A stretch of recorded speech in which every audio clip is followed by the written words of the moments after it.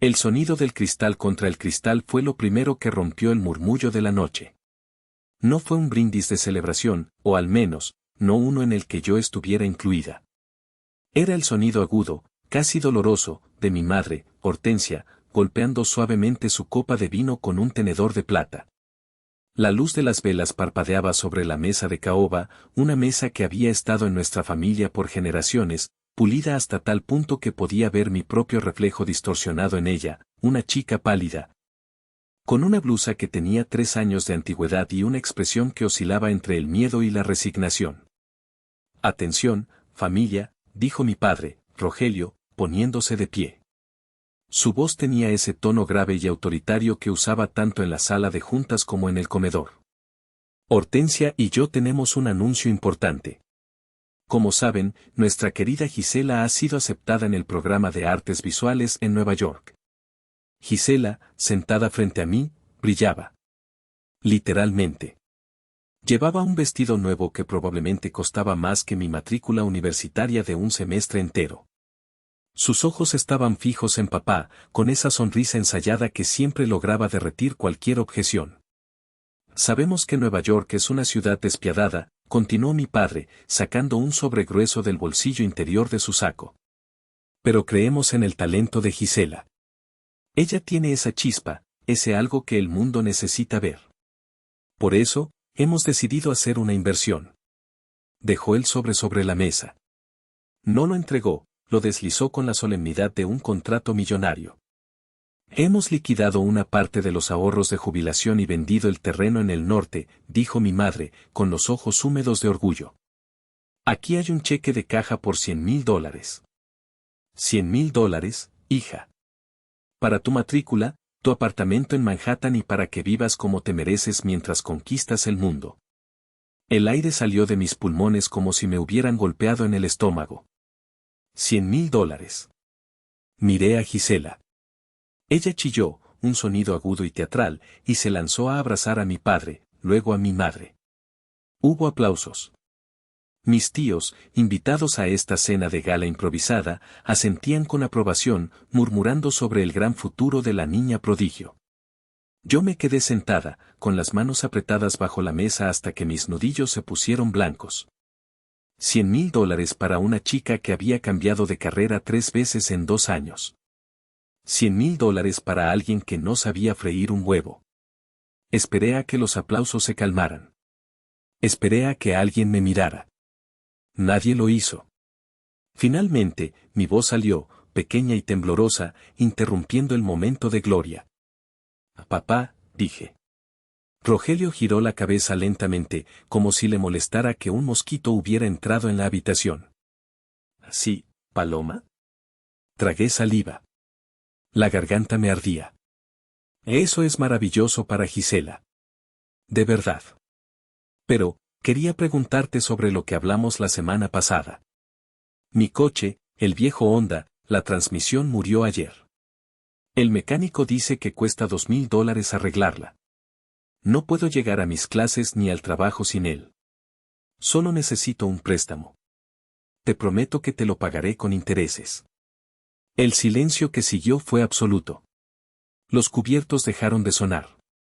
Gisela dejó de sonreír, mirándome con una mezcla de lástima y asco, como si hubiera pedido que me sirvieran basura en un plato de oro. Mi madre suspiró, un sonido largo y cansado, y dejó su copa de vino sobre la mesa con un golpe seco. «Ay, Paloma. Siempre tienes que arruinar el momento, ¿verdad?» «Mamá, no estoy arruinando nada. Solo necesito llegar al trabajo», insistí, sintiendo como las lágrimas picaban detrás de mis ojos. Rogelio se aclaró la garganta y se ajustó el nudo de la corbata. Me miró directamente a los ojos, con esa frialdad calculadora que reservaba para los empleados que estaba a punto de despedir. «Paloma, escúchame bien porque no lo voy a repetir», dijo, pronunciando cada palabra con una claridad letal. «Gisela recibe este dinero porque es una inversión. Ella tiene potencial. Ella va a ser alguien. Tú eres práctica, Paloma. Eres ordinaria». «¿Ordinaria?», repetí, sintiendo que el suelo se abría bajo mis pies. No tienes esa luz, intervino mi madre, señalando a Gisela con una mano llena de anillos. Mírala. Ella nació para brillar. Tú naciste para sobrevivir. Darte dinero sería como tirarlo a un pozo sin fondo. Ya te damos techo y comida. ¿Qué más quieres? No mereces ninguna ayuda extra. No te la has ganado. No mereces nada. La frase flotó en el aire, pesada y tóxica, mezclándose con el olor a asado caro y perfume francés. Miré a mis tíos, desviaron la mirada. Miré a Gisela, ella estaba ocupada tomando una foto del cheque para sus historias de Instagram. En ese momento, algo dentro de mí se rompió. No fue un estallido violento. Fue un clic silencioso, como un interruptor que se apaga para siempre. Sonreí. Fue una sonrisa pequeña, rota, pero mía. Entiendo, dije suavemente. Entiendo perfectamente la economía de esta familia. Subí a mi habitación con la excusa de que me dolía la cabeza. Nadie intentó detenerme. Abajo, las risas continuaban, el sonido del corcho de otra botella de champán siendo descorchada resonaba como un disparo lejano. Cerré la puerta y me apoyé contra ella, respirando el aire viciado de mi propio santuario. Mi habitación era pequeña, la antigua habitación de costura que me habían asignado cuando Gisela exigió tener el dormitorio principal con baño propio a los 12 años. Miré a mi alrededor. En las paredes no había pósters de bandas de moda ni fotos de fiestas. Había diplomas. Reconocimientos académicos. Un certificado de primer lugar en la Feria de Ciencias Estatal. Papeles que para mis padres eran solo eso, papel. Basura que no se podía depositar en el banco de la vanidad social. Me senté en el borde de la cama y abrí el cajón de mi mesita de noche. Saqué una vieja caja de zapatos donde guardaba mis tesoros. No eran joyas. Eran recordatorios. Saqué una foto de mi cumpleaños número 15. En la imagen, estoy sola frente a un pastel pequeño comprado en el supermercado, con una vela solitaria. Mis padres no están en la foto, se habían ido ese fin de semana a un spa con Gisela porque ella estaba estresada por sus exámenes de secundaria. Recordé el dolor físico de aquel año. Mis muelas del juicio estaban saliendo, empujando mis dientes, causando una agonía constante. Le había rogado a mi madre que me llevara al dentista. Es muy caro, Paloma, me había dicho Hortensia mientras se aplicaba crema antiarrugas frente al espejo. Solo haz gárgaras con agua y sal. Sé fuerte. 2 meses después, Gisela se quejó de que su sonrisa no era perfecta para las fotos. A la semana siguiente, tenía los mejores frenillos invisibles que el dinero podía comprar y un tratamiento de blanqueamiento. El dolor de esas muelas del juicio había sido mi compañero constante, un recordatorio pulsante de mi lugar en la jerarquía familiar. Mis dedos rozaron otro objeto en la caja, un boleto de autobús mensual, ya caducado. El nombre Don Efraín vino a mi mente y, por primera vez esa noche, sentí ganas de llorar de verdad. Don Efraín era el conductor de la Ruta 42, la que tomaba todos los días para ir a la universidad pública porque mis padres se negaron a pagarme una privada. Mientras Gisela iba a su preparatoria privada en el BMW que papá le regaló a los 16 y que chocó 2 veces, yo corría bajo la lluvia para no perder el autobús. Don Efraín siempre me esperaba si me veía venir corriendo a lo lejos. Ándele, mija, que se nos hace tarde. Me gritaba con una sonrisa desdentada. El día de mi cumpleaños número 20, el único regalo que recibí no fue de mi sangre. Fue de él. Don Efraín me había dado una concha, pan dulce, envuelta en una servilleta. Para la futura ingeniera, me dijo, guiñándome un ojo. Usted va a llegar lejos, señorita Paloma. Usted tiene ojos de águila, no de ratón. Ese hombre, un extraño que olía a tabaco y café barato, había visto en mí lo que mis propios padres se negaban a reconocer. Miré mi computadora portátil sobre el escritorio. Era un armatoste viejo, una reliquia que mi padre iba a tirar a la basura de su oficina hace 5 años. Yo la rescaté, la limpié, le cambié el disco duro con dinero que gané limpiando casas de vecinos, e instalé Linux para que corriera más rápido. Esa máquina era mi única amiga. En ella aprendí a programar. En ella construí mundos donde la lógica imperaba, donde si escribías el código correcto, el resultado era justo. La vida real no era así. En la vida real, podías hacer todo bien y aún así perder frente a alguien que solo sabía sonreír bonito. Escuché pasos pesados en el pasillo.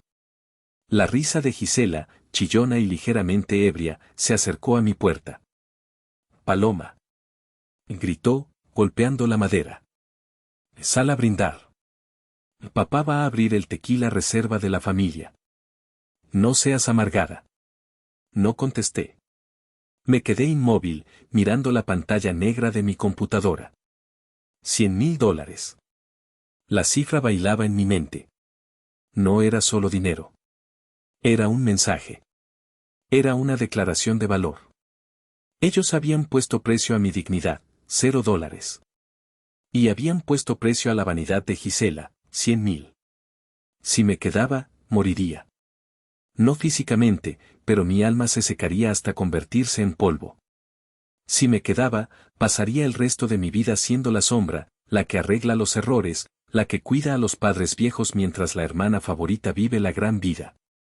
Miré mi maleta en la parte superior del armario. No, susurré en la oscuridad.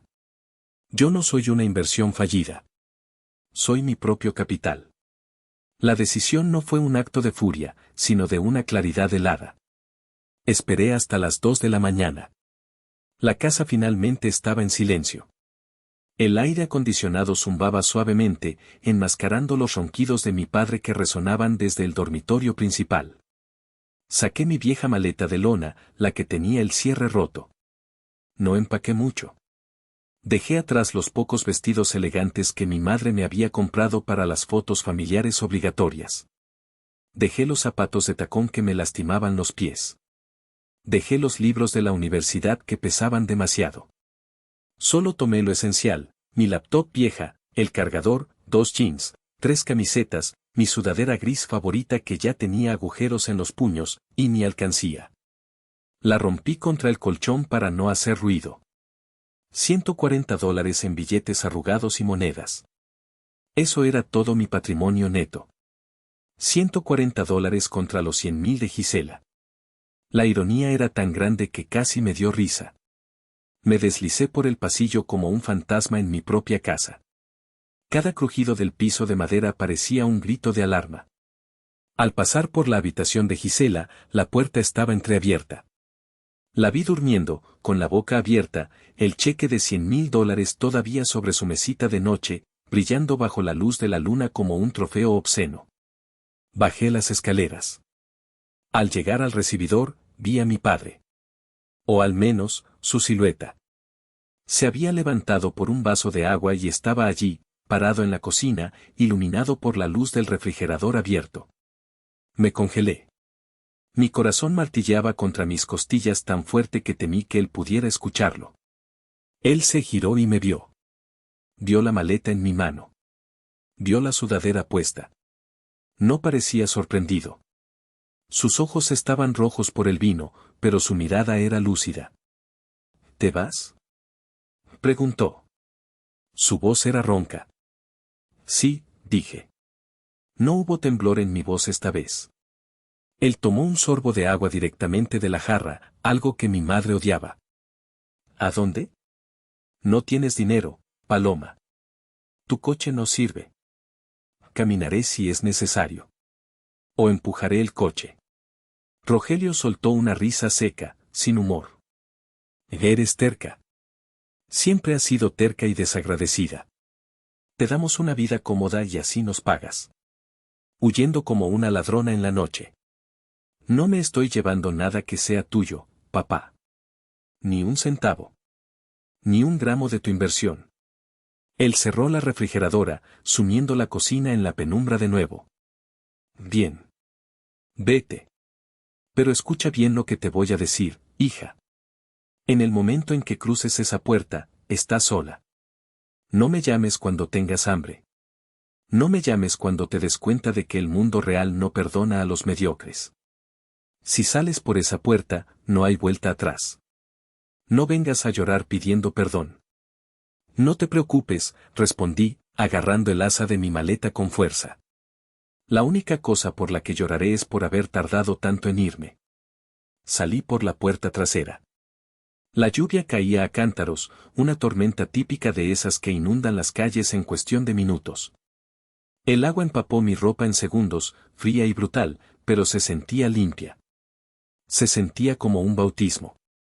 Caminé hacia mi Honda Civic del 98. Recé a todos los santos en los que ya no creía. Giré la llave. El motor tosió, gimió, protestó. Por favor, susurré, golpeando el volante. Por favor, solo una vez más. Hazlo por mí. El motor rugió a la vida, un sonido feo y metálico, pero música para mis oídos. Salí de la entrada de adoquines, dejando atrás la mansión de estilo colonial, las luces de seguridad y la vida que me había asfixiado durante 22 años. Mientras conducía bajo la lluvia, con el limpiaparabrisas luchando por despejar mi visión, saqué mi teléfono. Entré a mis contactos. Mamá. Bloquear. Papá. Bloquear. Gisela. Bloquear. Tíos, primos, todos los que habían estado en esa cena y no dijeron nada. Bloquear, bloquear, bloquear. El silencio digital que siguió fue aterrador. Estaba completamente sola en el mundo. Sin red de seguridad. Sin plan B. Solo yo, un coche moribundo y $140. Miré por el retrovisor una última vez, pero la lluvia ya había borrado la casa. Ya no existía. Solo existía la carretera oscura frente a mí. Las primeras semanas no fueron heroicas. Fueron miserables. Fueron hambre, frío y miedo. El tipo de miedo que se te mete en los huesos y no te deja dormir. Mi coche murió definitivamente 3 días después, en un estacionamiento de un Walmart a las afueras de la ciudad. Tuve que venderlo a un deshuesadero por $300. Con eso y lo que me quedaba, alquilé una habitación en una casa compartida en la zona más barata y peligrosa de la ciudad. Habitación era un elogio. Era un armario con una ventana que no cerraba bien y un colchón en el suelo que olía a humedad y desesperanza. Compartía el baño con 4 desconocidos, 2 obreros de construcción que roncaban como tractores y una pareja joven que peleaba a gritos todas las noches. Mis comidas se convirtieron en una ciencia matemática. Un paquete de fideos instantáneos costaba 25 centavos. Si lo partía a la mitad, tenía almuerzo y cena. El agua caliente la conseguía en la gasolinera de la esquina, donde el dependiente, un señor mayor con un ojo de vidrio, me dejaba usar el microondas y le sonreía y le ayudaba a acomodar las revistas. Conseguí trabajo en una cafetería hipster en el centro. No como barista, no tenía experiencia, sino limpiando mesas y baños. El sueldo era el mínimo, y las propinas eran escasas, pero tenía un beneficio secreto, el código del Wi-Fi. Cada día, después de mi turno de 8 horas fregando suelos y recogiendo vasos de latte con leche de avena que gente de mi edad dejaba a medio terminar, me quedaba en una esquina del café. Sacaba mi vieja laptop y me conectaba.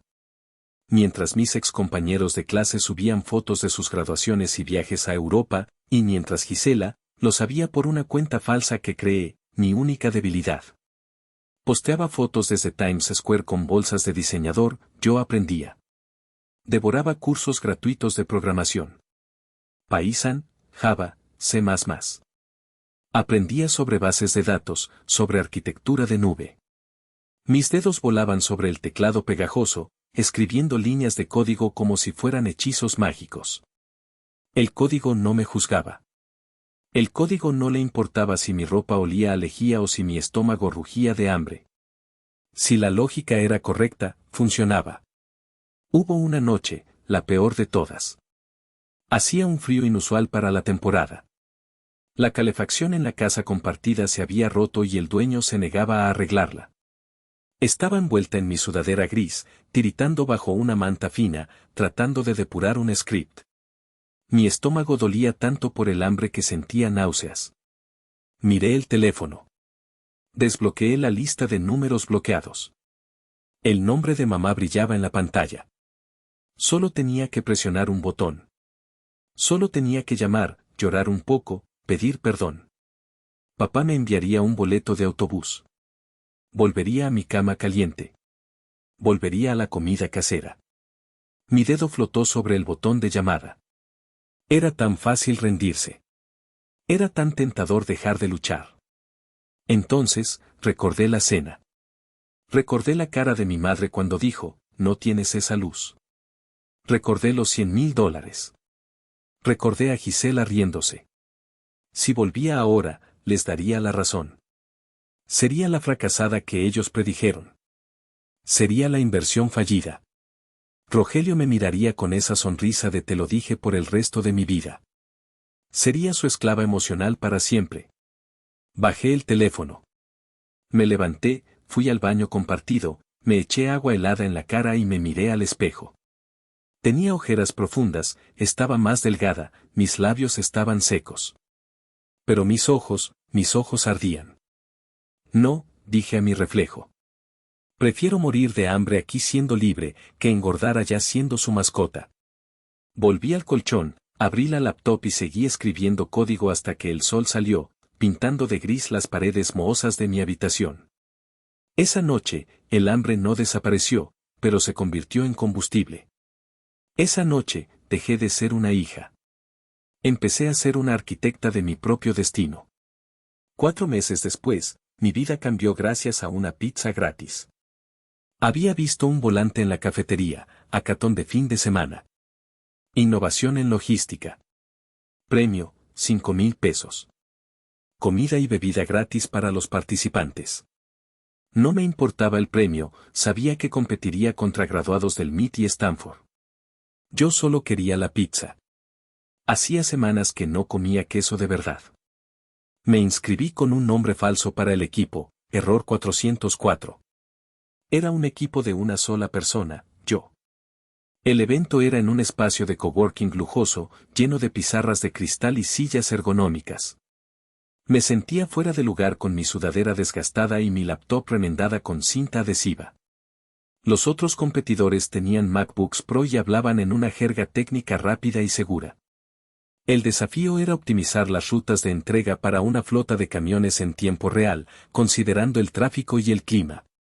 Mientras los otros equipos empezaban a dibujar gráficos complejos y algoritmos genéticos estándar, yo me puse los audífonos y cerré los ojos. Visualicé a don Efraín y su ruta de autobús. Recordé cómo él siempre sabía qué calles evitar no porque el GPS lo dijera, sino por intuición, por patrones que la máquina no veía. El tráfico fluye como el agua, mija, me decía. Si hay una piedra, rodeas, no empujas. Empecé a codificar. No usé la fuerza bruta del cálculo. Escribí un algoritmo basado en el comportamiento de los fluidos, algo que había leído en un foro de física oscura a las 3 de la mañana. Trabajé durante 24 horas seguidas, parando solo para comer tantas rebanadas de pizza como mi estómago encogido pudiera tolerar y beber litros de café barato. Cuando llegó la hora de presentar, mi código no era el más bonito, pero era rápido. Brutalmente rápido. Los jueces miraban las pantallas. El equipo de Stanford redujo la eficiencia en un 12%. El equipo del MIT en un 15%. Cuando corrieron mi simulación, la eficiencia subió un 28%. La sala quedó en silencio. Un hombre mayor, vestido con un chaleco de lana y gafas redondas, se levantó de la mesa de jueces. Era Ignacio. Yo no sabía quién era entonces, pero luego supe que era una leyenda en Silicon Valley, un inversor ángel que había estado en los inicios de la Internet. Se acercó a mi mesa, miró mi laptop remendada y luego a mí. ¿Cómo te llamas?, preguntó. Paloma, dije, limpiándome las migas de pizza de la comisura de los labios. Paloma, tu código es un desastre estético. Es caótico. Mi corazón se hundió. Pero, continuó, sonriendo levemente, piensa como un ser humano, no como una máquina. Es brillante. ¿Dónde estudiaste? En YouTube y en la biblioteca pública, respondí con honestidad. Ignacio soltó una carcajada que resonó en todo el salón. Me gusta. Escucha, estoy fundando una nueva startup. Nexus Logistics. No puedo pagarte mucho al principio. De hecho, el sueldo es una miseria. Pero te ofrezco equidad. Acciones. Si ganamos, ganas tú. Si nos hundimos juntos. ¿Te interesa? Miré la pizza fría en la mesa. Miré a Ignacio, que me ofrecía algo que mi padre nunca me dio, una oportunidad basada en mi mérito, no en mi apellido. Acepto, dije. Pero necesito un adelanto de $500. Tengo que pagar la renta o me echan mañana. Ignacio sacó su billetera y puso 5 billetes de 100 sobre la mesa. Bienvenida a bordo, socia. La vida en Nexus Logistics no era glamorosa. Éramos 5 personas en un sótano alquilado que olía a humedad y servidores sobrecalentados. Trabajaba 18 horas al día. Dormía bajo mi escritorio en un saco de dormir porque a veces no valía la pena volver a mi habitación. Pero era feliz. Por primera vez en mi vida, era útil. Ignacio no me trataba como a una niña, sino como a su igual. Discutíamos, gritábamos sobre la arquitectura del software, y luego comíamos tacos en la acera a las 2 de la mañana celebrando cada pequeño avance. Sin embargo, el fantasma de mi familia seguía acechando. Una noche, mientras compilaba una actualización masiva, la curiosidad me venció. Abrí la cuenta falsa de Instagram y busqué a Gisela. Su perfil era un escaparate de excesos. Foto 1, Gisela brindando con martinis en un rooftop bar en Soho. Caption, la ciudad que nunca duerme, y yo tampoco. Almohadilla NYC almohadilla Living My Best Life. Foto 2, bolsas de compras de Bergdorf Goodman. Caption, papá me mima demasiado. Gracias papi. Foto 3, ella en una fiesta en un loft, rodeada de gente guapa pero con miradas vacías. Sentí una punzada de envidia tóxica. Yo estaba aquí, con ojeras, comiendo sándwiches de gasolinera, y ella estaba viviendo la vida de princesa con el dinero que me negaron. $100,000. Esa cifra seguía grabada en mi cerebro. Pero entonces, hice zoom en las fotos. Ignacio me había enseñado a mirar los detalles, a encontrar los bugs en el sistema. Y los vi. En la foto del bar, Gisela tenía los ojos rojos, vidriosos. No era alegría, era ebriedad triste. En la foto de las compras, noté que llevaba el mismo abrigo en las últimas 10 publicaciones. Y en una historia que subió por error y borró a los pocos minutos, se escuchaba su voz arrastrando las palabras, peleando con alguien por teléfono, no me cortes la tarjeta, mamá. Es una inversión para mi imagen. Sonreí con amargura. La fachada se estaba agrietando. Los $100,000 se estaban quemando en fiestas y apariencias, no en estudios. Gisela no estaba construyendo nada, estaba consumiendo. Yo, en cambio, estaba construyendo los cimientos de algo sólido, ladrillo a ladrillo, línea de código a línea de código. ¿Todo bien, Paloma? Preguntó Ignacio, despertando de su siesta en el sofá de la oficina. Cerré la pestaña del navegador de golpe. Sí, Ignacio. Solo estaba revisando, la competencia. Son puro humo. No tienen nada sólido. Ignacio asintió, volviendo a cerrar los ojos. El humo se disipa, Paloma. La roca queda. Sigue construyendo la roca. El segundo año en Nexus, nos mudamos a una oficina real. Todavía era pequeña, pero tenía ventanas y luz solar. Necesitábamos rediseñar el espacio para que cupieran más servidores sin que el edificio se incendiara. Ignacio contrató a un arquitecto joven y barato. Así conocí a Esteban. Entró en la oficina con unos planos bajo el brazo y una camisa de franela remangada. Tenía manos grandes, callosas, manos de alguien que trabajaba con materiales reales, no solo con ideas abstractas. Yo estaba en medio de una crisis. El servidor principal había colapsado y llevaba 36 horas sin dormir, alimentándome de cafeína pura y ansiedad. Estaba debajo de una mesa, reconectando cables, murmurando maldiciones en español.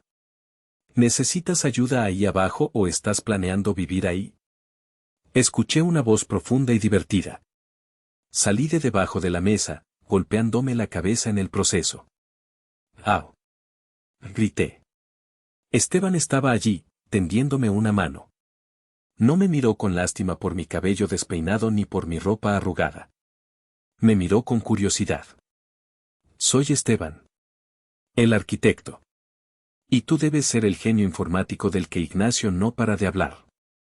Soy Paloma. Y soy un genio cansado y hambriento. Esa noche, Esteban se quedó después de terminar sus mediciones. No se fue. Sacó un tupper de su mochila.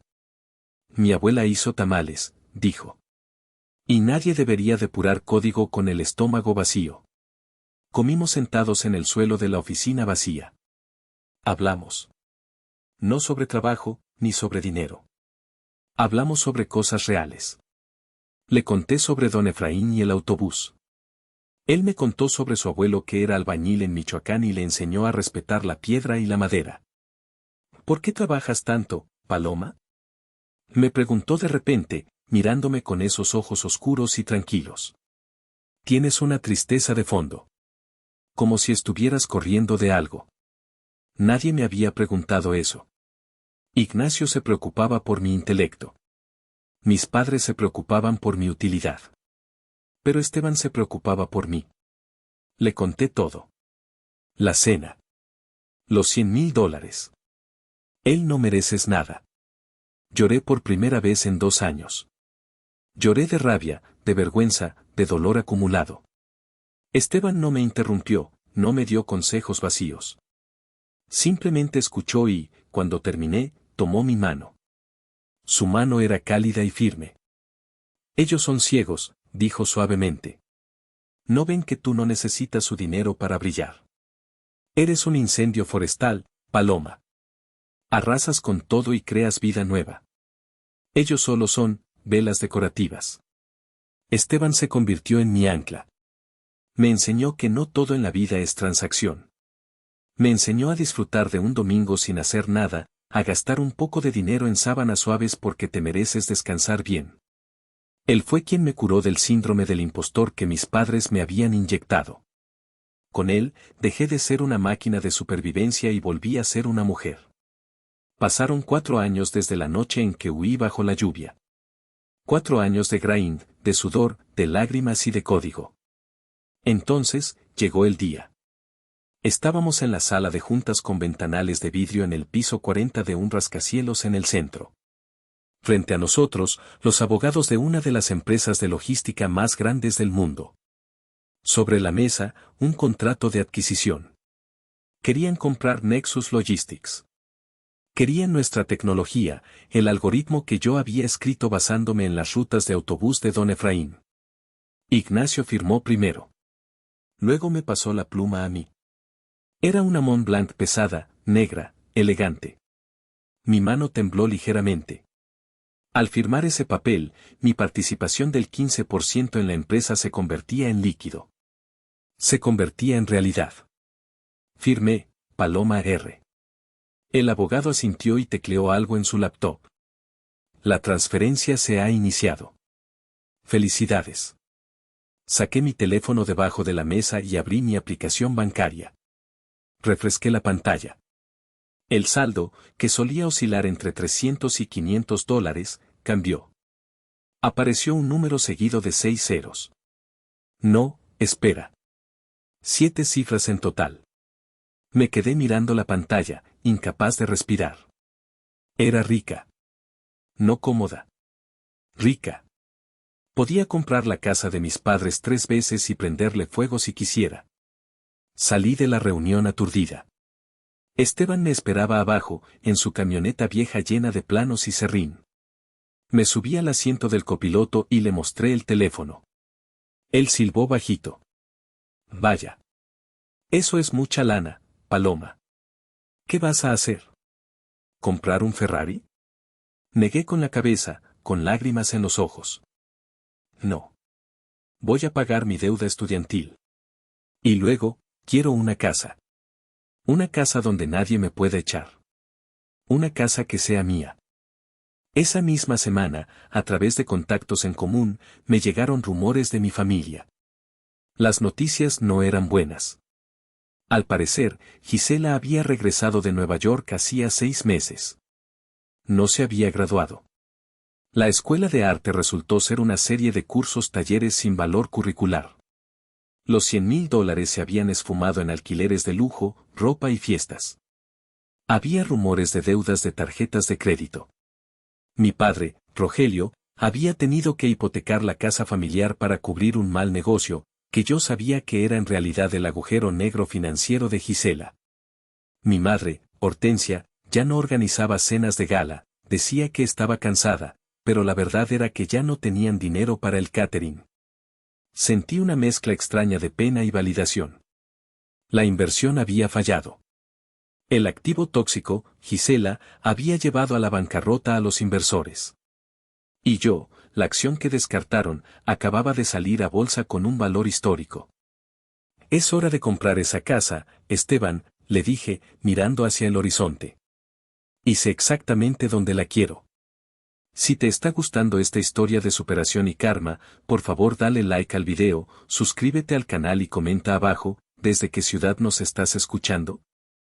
Queremos saber hasta dónde llega la historia de Paloma. La casa no era una mansión en el sentido barroco y ostentoso que le gustaría a mi madre.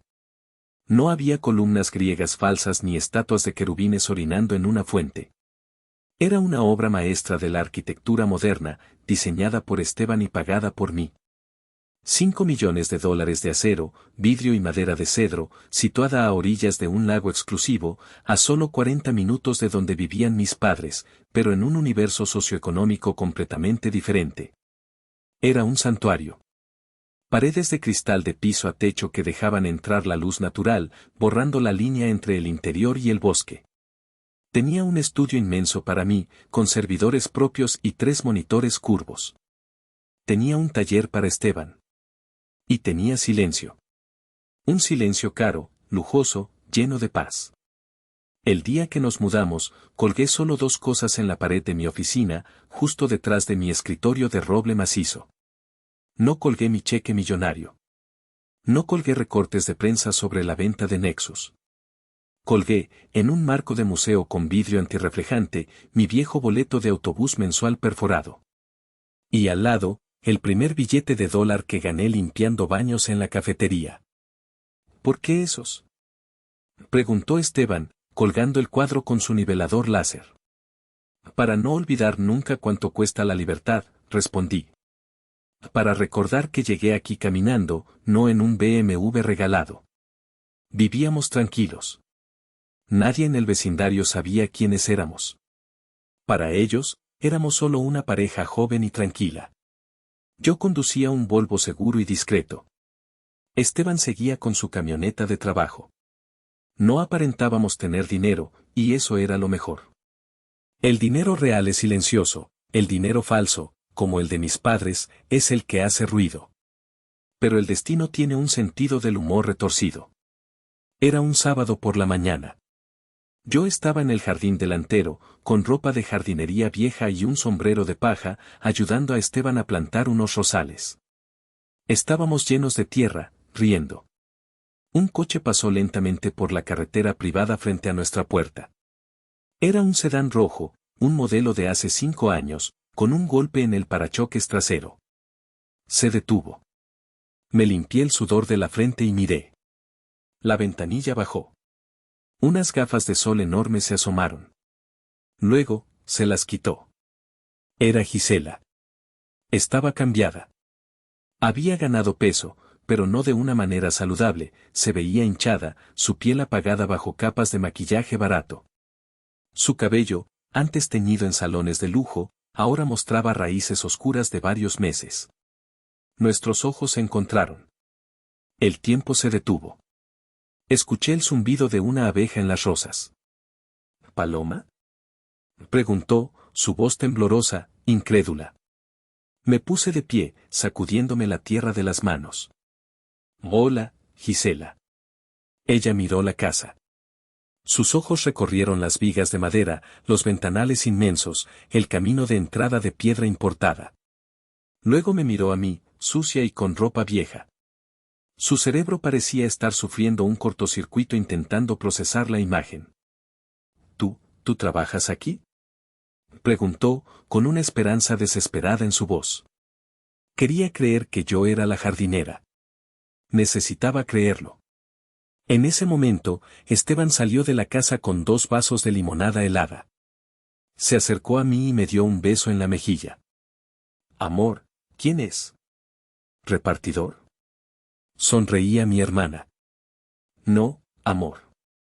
Es solo alguien que se perdió. Gisela vio cómo Esteban me besaba con naturalidad, cómo me sentía dueña del espacio. La comprensión golpeó su rostro como un ladrillo. Se puso pálida, luego roja de furia. Sin decir una palabra, subió la ventanilla, aceleró el coche y salió chirriando llantas, levantando una nube de polvo. Miré el polvo asentarse. ¿Era ella? Preguntó Esteban, poniéndose serio. Sí, dije, sintiendo un frío en el estómago a pesar del sol. Que empiece el show. Lo que sucedió después lo supe porque, lamentablemente, todavía tenía oídos en la comunidad. Una prima lejana, que siempre había sido la chismosa de la familia, me envió los audios de WhatsApp que Gisela había mandado al grupo familiar, del cual me habían eliminado hace años, pero los chismes vuelan. Gisela no esperó a llegar a casa. Llamó a papá desde el coche, histérica. Papá. Papá, tienes que contestar. Gritaba en el mensaje de voz, su respiración entrecortada por el llanto y la rabia. Acabo de ver a Paloma. A la inútil de Paloma. Cálmate, hija, ¿qué pasa? Se escuchaba la voz cansada de Rogelio de fondo. Y vive en Delax. En la zona de las mansiones. Papá, su casa es enorme. Es más grande que la nuestra antes de vender el terreno. Tiene un muro de cristal y un jardín inmenso. Eso es imposible, Gisela. Paloma trabaja reparando computadoras o algo así. Seguro es la empleada doméstica. No, papá. Gisela sollozó, un sonido feo y gutural. Salió un hombre y la besó y le dijo, amor. Es su casa. Tiene una casa de $5 millones. ¿Por qué? ¿Por qué ella tiene eso? Ustedes me dieron el dinero a mí. Yo soy la especial. Es injusto. Ella me robó mi vida. La lógica de Gisela era fascinante en su toxicidad, mi éxito era un robo directo a su felicidad. No importaba que yo hubiera trabajado mientras ella dormía. En su mente, el universo tenía una cantidad finita de suerte, y yo había tomado la porción que le correspondía a ella por derecho divino. Esa tarde, la paz de mi santuario se rompió. Mi teléfono personal, un número que solo tenían 5 personas, empezó a vibrar. Primero fue un número desconocido. Lo dejé sonar. Luego otro. Luego un mensaje de texto. Mamá, número desconocido, Paloma, hija. Gisela llegó a casa muy alterada. Dice cosas locas. Por favor llámame. Tu padre está con la presión alta. Somos familia. Borré el mensaje. 5 minutos después, otro. Papá, número desconocido, me dicen que te va bien. Me alegro. Siempre supe que tenías talento oculto. Necesitamos hablar de negocios. Hay temas de la herencia y propiedades que debemos discutir ahora que eres una mujer de mundo. Me reí en voz alta. Talento oculto. Hace 4 años yo era ordinaria y sin luz. Ahora que olían dinero, de repente tenía talento. Y la mención de la herencia era el anzuelo más patético, sabía que no había herencia, solo deudas. Esteban entró al estudio y me vio mirando el teléfono con las manos temblorosas. ¿Están atacando, verdad? Preguntó. Sí. Han olido la sangre. O mejor dicho, han olido la plata. Esteban me quitó el teléfono de las manos suavemente y lo apagó. No tienes que responder, Paloma. No les debes nada. Ni una explicación, ni $1, ni un segundo de tu tiempo. Lo sé, susurré. Pero no van a parar. Conozco a mi madre. Conozco a Gisela. Esto es solo el bombardeo inicial. Van a venir por mí. Y tenía razón. Esa noche, Gisela publicó en Facebook: es triste cuando la gente se olvida de quien le dio de comer. La ingratitud es el peor pecado. Almohadilla familia falsa, almohadilla karma. Los comentarios de mis tías eran todos de apoyo: pobrecitos tus papás, tanto que se sacrificaron. La narrativa estaba establecida: yo era la hija malagradecida que abandonó a sus padres ancianos mientras nadaba en dinero sucio. Ellos eran los mártires. Tenía que prepararme. La guerra había llegado a mi puerta. Durante la semana siguiente, el acoso escaló de lo digital a lo físico. No vinieron en persona todavía, la seguridad de nuestra comunidad cerrada era estricta y yo había dado órdenes explícitas de no dejar pasar a nadie con los apellidos de mis padres, pero encontraron formas de infiltrarse. Llegaban correos electrónicos a mi cuenta de trabajo, que era pública. Títulos como urgente familia, tu madre está enferma, por favor lee. Mi filtro de spam trabajaba horas extras, pero leer los asuntos era suficiente para envenenar mi café matutino. Luego llegó la carta. No fue por correo regular. Un mensajero privado la dejó en la caseta de seguridad. El guardia me llamó. Señora Paloma, hay un sobre aquí. Dice que es legal. Sentí un nudo en la garganta. ¿Me estaban demandando? Le pedí a Esteban que lo recogiera. Abrió el sobre en la cocina. No era una demanda legal real. Era algo peor. Era una factura escrita a mano por mi padre, en su caligrafía elegante y anticuada. No había un hola, ¿cómo estás? Iba directo al grano. Desglose de gastos de crianza de Paloma R. 1998 a 2005, alimentación y vivienda, 45,000 pesos 2005 a 2015, educación, libros, transporte, ropa. 30,000 pesos gastos médicos varios, 5,000 pesos intereses por sufrimiento emocional de la madre, 20,000 pesos total adeudado a la familia, 100,000 pesos. Abajo, una nota: hija, sabemos que has tenido suerte. Nosotros estamos pasando un bache temporal por culpa de la economía global. Gisela necesita capital semilla para un nuevo proyecto de moda que esta vez sí funcionará. Es justo que nos reembolses lo que invertimos en ti para que podamos ayudar a tu hermana. Es el ciclo de la vida. Esperamos el cheque para el viernes. Con amor, papá. $100,000. Exactamente la misma cifra que le dieron a Gisela. Ni un centavo más, ni uno menos. Querían que yo repusiera el dinero que ella había quemado. Querían que yo financiara mi propio reemplazo como inversión. Leí la carta 2 veces. Luego empecé a reír. Una risa que sonaba un poco histérica. ¿Están locos?, dijo Esteban, leyendo el papel con incredulidad. ¿Intereses por sufrimiento emocional? Paloma, esto es extorsión. No, Esteban. Es transacción. Para Rogelio, todo es un negocio. Él cree que yo soy un activo que finalmente maduró y ahora quiere cobrar los dividendos. ¿Qué vas a hacer?, preguntó Esteban, rompiendo la carta en pedazos pequeños. Me acerqué a la ventana y miré el lago. El agua estaba tranquila, indiferente a mis dramas humanos. Voy a terminar esto. Ellos quieren hablar de negocios. Bien. Vamos a hablar de negocios. Pero bajo mis términos. Saqué mi teléfono, lo encendí y desbloqueé el número de mi padre. Escribí un mensaje corto: te veo mañana a las 10 de la mañana en el café Don Lucho en el centro. Solo tú y mamá. Si Gisela va, me voy. No lleves abogados. Lleva la verdad.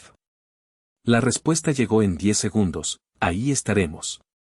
Sabía que entrarías en razón. Entrar en razón. Pobre hombre.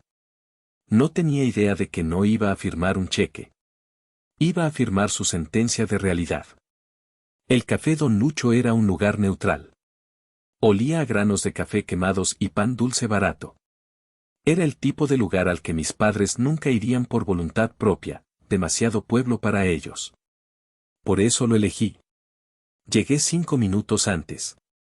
Llevaba jeans, una camiseta blanca simple y un blazer. Nada de joyas, excepto mi anillo de bodas. Quería que me vieran a mí, no a mi dinero. Ellos llegaron puntuales. El shock fue mutuo. Yo los recordaba imponentes, gigantes. Ahora, al verlos entrar, vi a dos ancianos encogidos. El traje de mi padre se veía un poco gastado en los codos. Mi madre llevaba sus perlas de siempre, pero su cuello lucía frágil. La arrogancia seguía ahí, en sus barbillas levantadas, pero sus ojos delataban miedo. Miedo a la pobreza. Se sentaron. No hubo abrazos. Te ves, saludable, dijo mi madre, escaneándome en busca de marcas de lujo. Se decepcionó al no ver logotipos. Gracias. Ustedes también, mentí. Rogelio puso las manos sobre la mesa. Bien, Paloma. Dejémonos de rodeos. Recibiste nuestra carta. Es una propuesta justa. Tú tienes excedente, nosotros tenemos necesidad. La familia se ayuda. ¿La familia se ayuda? Repetí, probando el sabor de las palabras. Curioso. No recuerdo esa regla cuando pedí $2,000 para arreglar mi coche. Rogelio hizo un gesto de impaciencia. Eso es agua pasada. Eras una niña. Te estábamos enseñando carácter. Y mira, funcionó. Mírate ahora. Eres una mujer de éxito gracias a nuestra dureza. Deberías agradecernos. ¿Agradecerles por decirme que no valía nada? Mi voz subió un tono, atrayendo la mirada de la mesera. ¿Agradecerles por apostar todo a Gisela y dejarme a mi suerte? Gisela es delicada, intervino mi madre, con voz chillona. Ella necesita apoyo. El mundo ha sido muy cruel con ella. Nueva York la masticó. No, mamá. Nueva York no le hizo nada. Ella gastó $100,000 en fiestas. Yo construí una empresa durmiendo bajo un escritorio. Esa es la diferencia. No es crueldad, es competencia. Saqué una carpeta de mi bolso. Hice mis propios cálculos, dije, deslizando un papel hacia ellos. Aquí está el desglose de lo que ustedes gastaron en mí, ajustado a la inflación. Tienen razón, son unos $80,000. Los ojos de Rogelio brillaron con codicia. Pensó que había ganado. Pero, continué, aquí está la factura por los servicios que yo presté a esta familia. 10 años siendo la enfermera emocional de mamá. 5 años arreglando todos los problemas técnicos de la casa gratis. Años de ser el saco de boxeo para que Gisela se sintiera superior. Mi terapeuta dice que el daño psicológico vale millones. Pero yo soy generosa. Digamos que estamos a mano. Rogelio se puso rojo. Insolente. No puedes ponernos precio. Tú me pusiste precio a mí primero. Golpeé la mesa. El café se derramó un poco. Me dijiste que yo era una mala inversión. Pues adivina qué, papá. Tenías razón. Soy una mala inversión para ti porque no vas a obtener ningún retorno. Cero. Nada. Mi madre empezó a llorar, ese llanto teatral que usaba para manipular. ¿Cómo puedes ser tan fría? Tu hermana está sufriendo. Necesita una segunda oportunidad. Gisela tuvo una oportunidad de $100,000. La mayoría de la gente mataría por eso. Yo tuve cero y mírame. Si ella quiere dinero, que trabaje. Que limpie baños como hice yo. Que aprenda a programar. Que haga algo útil. Me levanté. Dejé un billete de $20 en la mesa para pagar los cafés que no se tomaron. No me vuelvan a contactar. No me envíen cartas. No vayan a mi casa. Si lo hacen, tengo abogados que son mucho más caros y mucho más agresivos que los suyos. Eres una hija ingrata. Gritó mi padre mientras yo caminaba hacia la salida. Te arrepentirás de esto. Te vas a quedar sola. Me detuve en la puerta y me giré. Papá, llevo sola desde los 10 años. Y me va de maravilla. Salí al sol de la mañana. Mis manos temblaban, pero mi corazón latía con un ritmo fuerte y constante. Había terminado. O eso creía. Pensé que el silencio seguiría a nuestra reunión en la cafetería, pero subestimé la desesperación de Gisela. Cuando el dinero se acaba, la dignidad es lo primero que se vende, y mi hermana decidió vender nuestra privacidad al mejor postor, el Internet. 2 días después de la reunión, Esteban entró en mi oficina en casa con el rostro pálido, sosteniendo su tablet como si fuera una bomba a punto de estallar. «No vas a creer esto, Paloma», dijo, su voz tensa. «Se ha vuelto viral». Me mostró un video en vivo de Facebook. Gisela estaba sentada en la cocina de mis padres. La iluminación era tenue, diseñada estratégicamente para hacerla ver demacrada, una víctima perfecta. Lloraba, pero no había lágrimas reales, solo ese sollozo entrecortado que había perfeccionado desde la infancia para evitar castigos. «Amigos, nunca hago esto, pero estoy desesperada», decía a la cámara, mirando directamente al lente con ojos de cachorro herido. Mi propia hermana, sí, Paloma R., la fundadora de Nexus, esa mujer que ven en las revistas de negocios, ha abandonado a nuestros ancianos padres. Ellos están a punto de perder su casa por pagar sus tratamientos médicos, y ella, viviendo en una mansión de oro a unos kilómetros, se negó a darles un centavo para sus medicinas. Me dijo a la cara que ojalá nos muriéramos de hambre. Es un monstruo sin corazón. Por favor, compartan esto para que el mundo sepa quién es realmente. El contador de visitas subía vertiginosamente, 50.000, 60.000. Los comentarios eran vitriolo puro, una marea de odio digital. ¡Qué asco de mujer! Boicota Nexus, aunque ya no sea de ella, hay que destruir su legado, punto. Debería darle vergüenza dejar morir a sus padres. El dinero la pudrió por dentro. Sentí que el suelo se inclinaba bajo mis pies. Era una mentira tan audaz, tan completa, que me dejó sin aliento.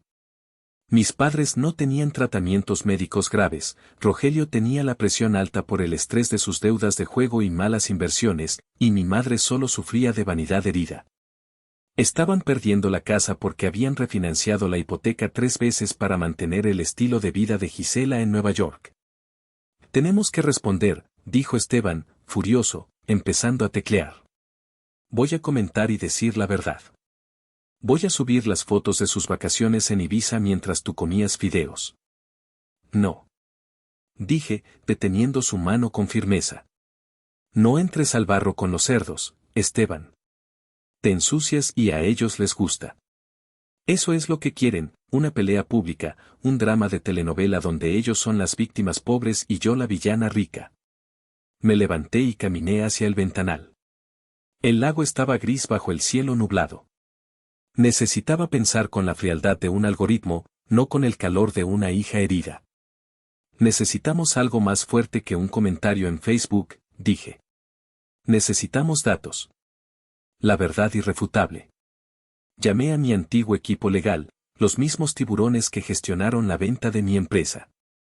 «Quiero que recopilen todo», ordené por el altavoz. El registro público de las hipotecas de mis padres. Los extractos bancarios que demuestran a dónde fue el dinero. Los registros académicos de los supuestos estudios de Gisela en Nueva York. Y quiero que preparen un comunicado.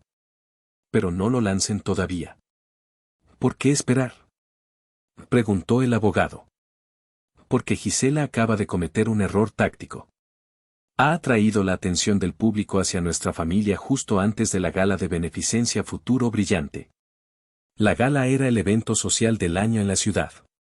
Mis padres solían asistir religiosamente cuando tenían liquidez. Este año, yo era la invitada de honor secreta debido a una donación anónima que había hecho meses atrás. Supe, con una certeza absoluta, que ellos irían.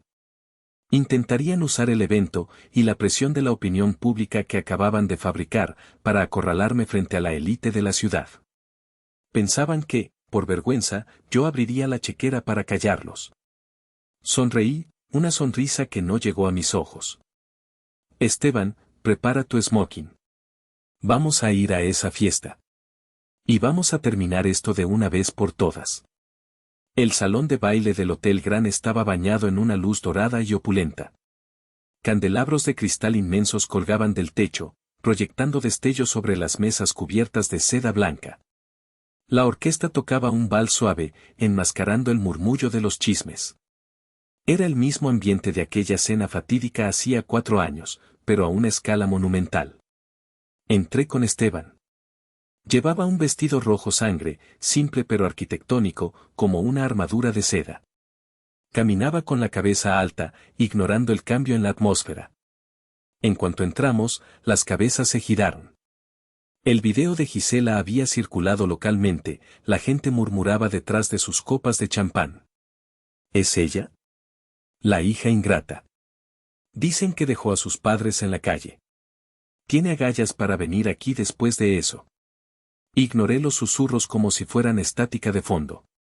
Avancé hacia mi mesa reservada al frente. Y ahí estaban. Como tiburones oliendo sangre en el agua, mis padres y Gisela aparecieron entre la multitud. Habían conseguido entradas, probablemente rogando a algún viejo amigo o gastando los últimos dólares del límite de sus tarjetas de crédito.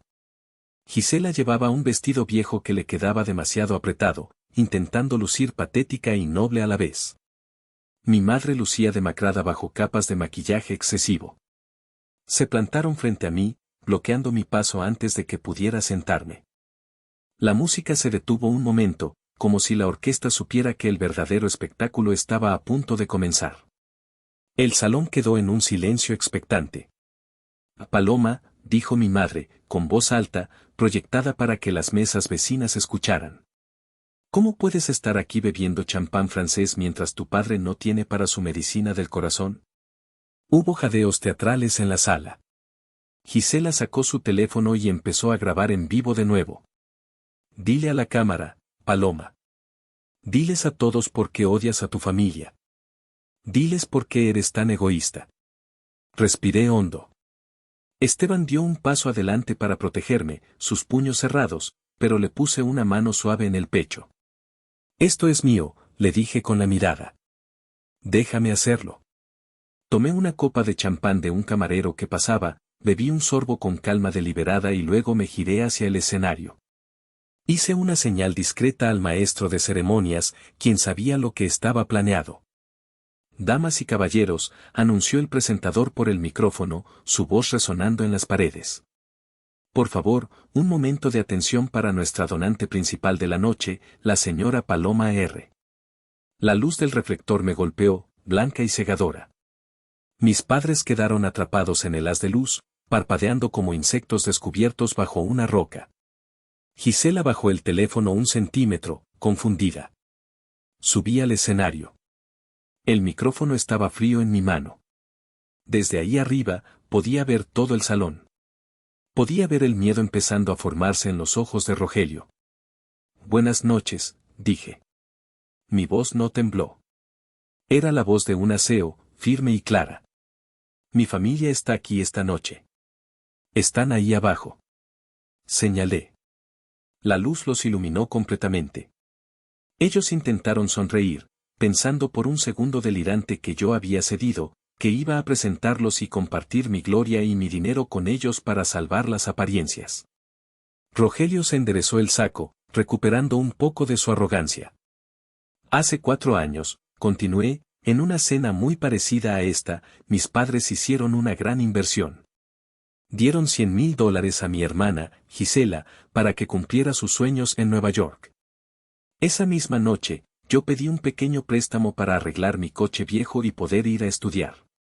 Mi madre me miró a los ojos y me dijo, no mereces nada.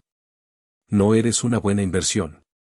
El silencio en la sala era sepulcral. Se podía escuchar el tintineo de un cubierto cayendo al suelo. La sonrisa de mi padre se congeló en una mueca grotesca. Gisela empezó a retroceder, chocando con una silla. Tenían razón, dije, dejando que las palabras aterrizaran. El dinero es energía.